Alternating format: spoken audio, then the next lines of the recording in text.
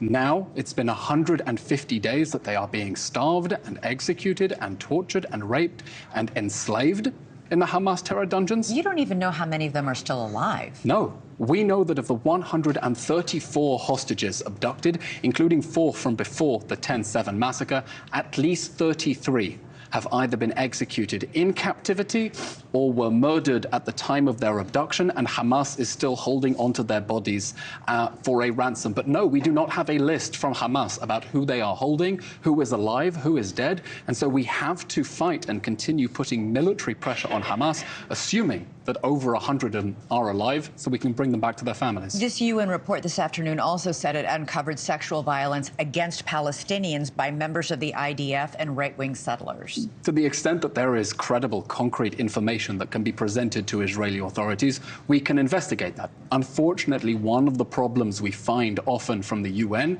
and we saw this in a report a few weeks ago, is making unsubstantiated, vague allegations without names, without dates, without places, nothing specifically reported to Israel. But of course, those are not standards that we engage in. If there is information, we will investigate. But what the UN said is clear and convincing is the evidence that hostages are being sexually abused in the Hamas terror dungeons right now.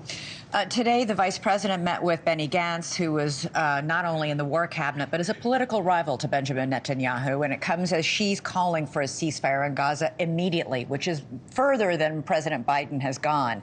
This is all happening. She calls, by the way, what's happening in Gaza a, quote, humanitarian catastrophe. A new Wall Street Journal poll also shows that Israel is losing support among the American people, that the most people so far, right now, you're seeing that poll up right now say that Israel has gone too far. And around the world, the numbers are often worse. Are you concerned that you are losing support, not only from the world, but from your greatest ally, the United States? We're concerned that there are 134 hostages still being abused in the Hamas terror dungeons, and that Hamas is still fighting and threatening to perpetrate the 10/7 attacks again and again. And so we're going to do everything we can in order to bring back the hostages, bring Hamas to justice, and fight to do that with the support of our allies that need to understand that we are doing exactly what they would do if such horrific atrocities were perpetrated against them. Of course, we want to do this with support from our allies. It's important. It's why I'm here on TV making the case to the American people. But what we are worried about is the prospect of leaving Hamas on its feet after 10/7. That will not happen. This war will end with the dismantling of Hamas and release of the hostages. That's the only possible response to the atrocities of 10/7. And I just want to get your reaction. Is there any new information? That terrible video that showed the desperate, very hungry, obviously starving Palestinians swarming the aid convoy, the trucks filled with food in the middle of the night at 4 o'clock in the morning last Thursday. Many of the people who were killed, Hamas says more than 100 were killed, hundreds more injured. Many of them suffered gunshot wounds. Why did the IDF begin firing weapons at that point? This is a desperately sad situation, the tragedy that Hamas has brought on the Palestinian people in Gaza by launching this needless war on 10/7 and fighting this war from inside densely populated area. The large majority of people who were killed in that desperate incident were killed because there was a stampede to take over the aid trucks, and some of them were run over.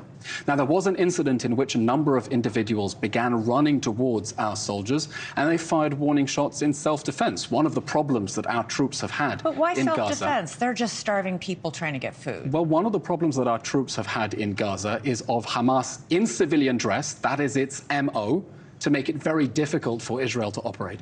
In civilian dress, running towards Israeli vehicles, placing bombs on them, or in fact carrying guns. And if a mob runs towards soldiers, then they may fire warning shots in order to defend themselves from an immediate threat to their lives. And there was an immediate threat to the troops.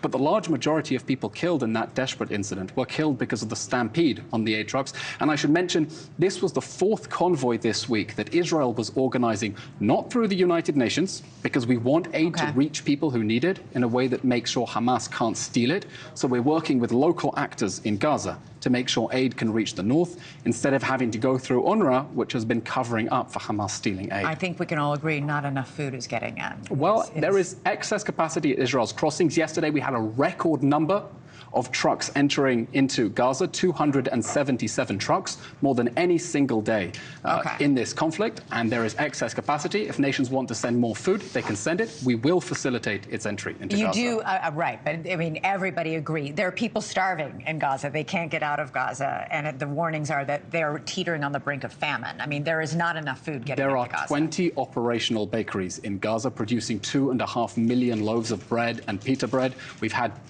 250,000 tons of humanitarian aid enter since the beginning of the war. The problem isn't how much is getting in. The problem is that the UN is struggling to distribute the aid at the pace that Israel is facilitating it, and that's because the UN has been relying on UNRWA, the so-called refugee agency that unfortunately is completely riddled with terrorists and in cahoots with Hamas. Thanks so much for watching. Go to joinnn.com to find News Nation on your television provider. And don't forget to click the red subscribe button below to get more of News Nation's fact-driven, unbiased coverage.